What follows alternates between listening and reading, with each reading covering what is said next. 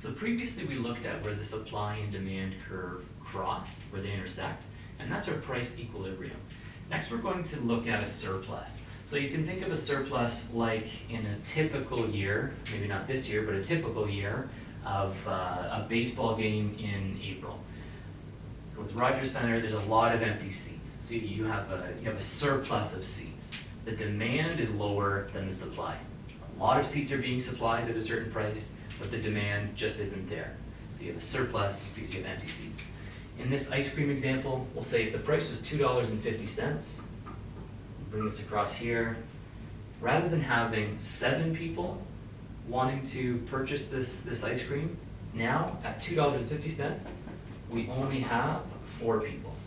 But you can remember that at $2.50, so at an increased price, those who are supplying would be willing to supply more. So because it's a higher price, they're willing to supply more.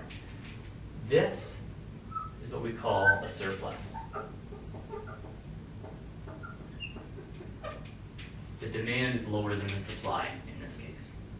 So next we'll talk about a shortage. So you can think of a shortage, the opposite of a surplus. So back to our baseball example, in a normal year, if the Blue Jays were in the playoffs, then there would be a shortage of seats.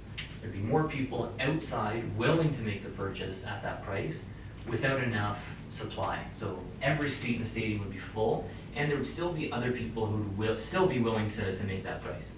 In our ice cream example here, if the price drops, you have a lower supply because the people making the ice cream are less willing to sell at that price.